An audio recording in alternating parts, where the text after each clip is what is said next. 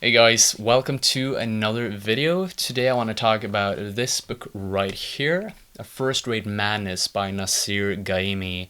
It's a very interesting book that talks about the link between modern day great leaders and mental illness. All right, so for a long time I've been very fascinated with greatness in other people. I love to see just other people expressing greatness. And to know that there's a relationship between mental illness and great leaders, that was just so absurd to me at first. So I just had to pick up this book and start to read. So one of the, or a couple of the leaders that Gaemi talks about in this book is Richard Nixon and John F. Kennedy. And I'm gonna read a paragraph to you here so that you get some insight into what this is all about. All right. Theodore White, a journalist, wrote that Nixon's presidency was a study in psychiatric imbalance and that Nixon became unstable as the great forces of history bore down on his career flaws. One has to wonder what White, the journalist, would have made of Kennedy's obsession with dying, the psychiatric impact of his steroid abuse, and his life-threatening hypersexuality. Richard Nixon took no dangerous medications, nor did he engage in any dangerous behaviors. If Nixon was psychiatrically unstable, then John F. Kennedy would have been deemed outright insane. All right, so he talks about Kennedy here and how he was not Kennedy, yeah, Kennedy as well, but Richard Nixon first of all. For you guys who know him, he was an American president during the 1970s, I believe, and he went through a very big scandal during the last parts of his time as a president. For a lot of you guys have probably heard about the Watergate scandal. I'm not going to go too deep into that, but it impacted his career as a president in a very, very negative way, and he didn't handle this turmoil in a very good way. So what he ended up doing was to resign as a president.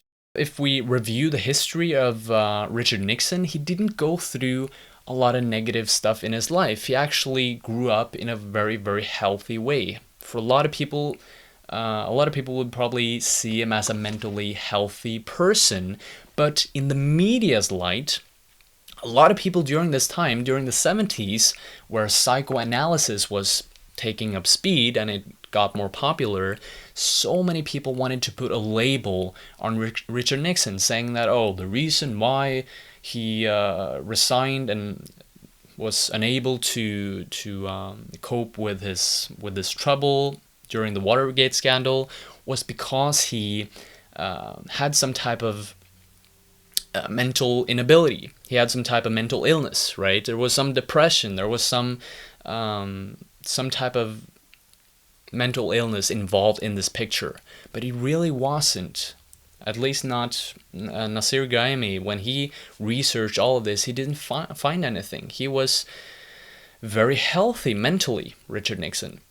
On the other side, as a contrast to this, we see John F. Kennedy, right? He was a guy who he was ridden with so many diseases. He had Addison's disease, and I believe that is a disease that makes him unable to, his body is unable to produce certain hormones like testosterone. Testosterone is very, very critical if you want your immune system to work properly, right?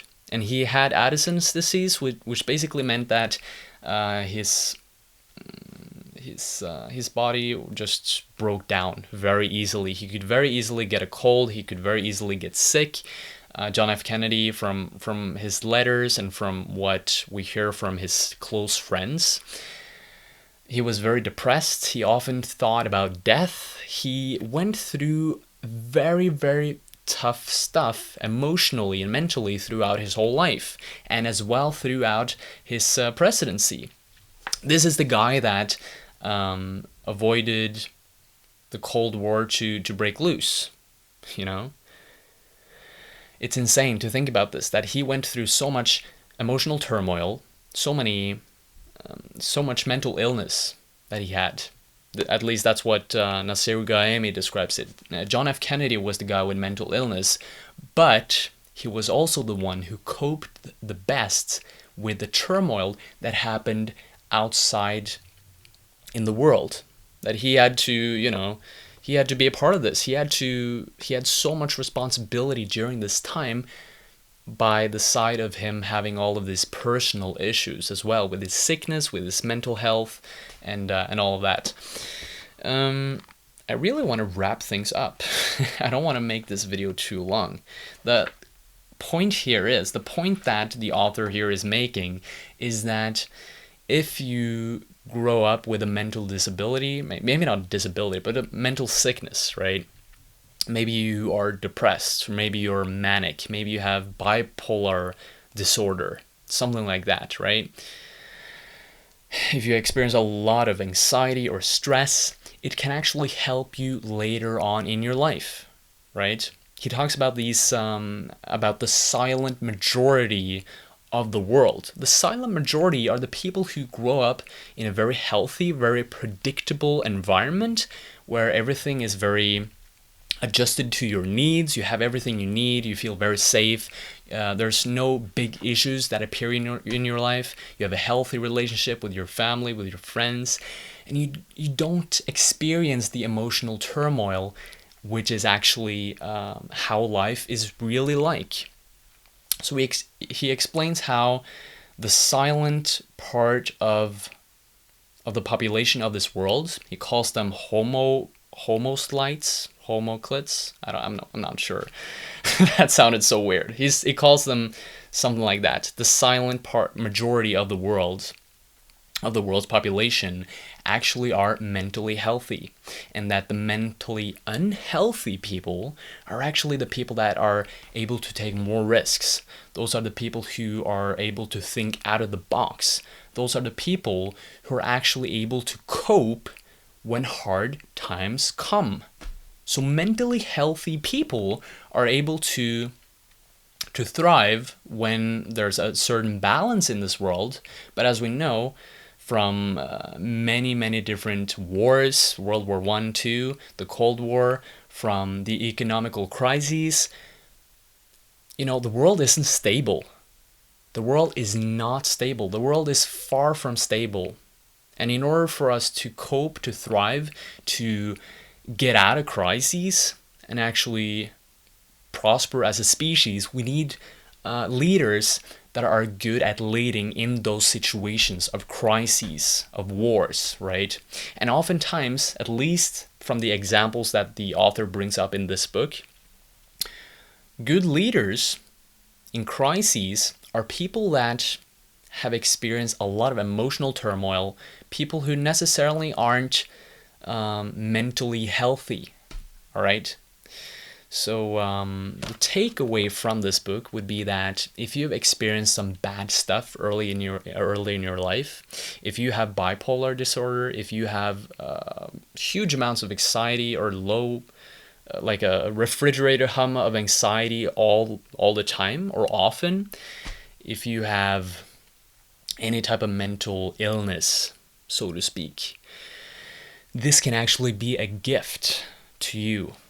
The world is going to go through a lot of crises. Economical crises have been erupting every 4 years during the past history, and it's going to happen again.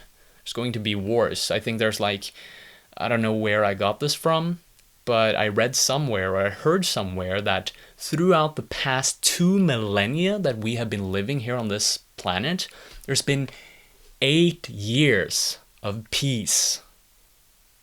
All right, so somewhere on this earth, there's always been some war going on. There's always calamities. There's always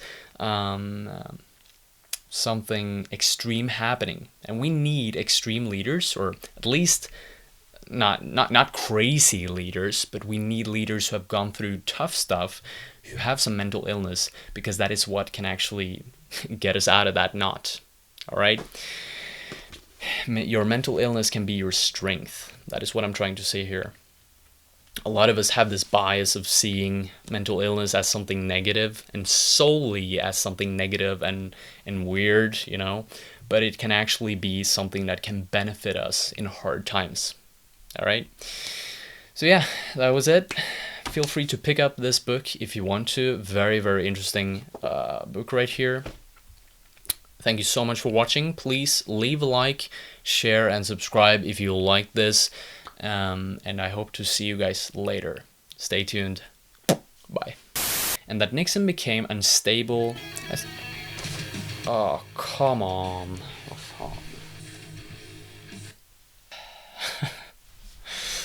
Why? When Theodore White, a journalist, wrote that... When Theodore...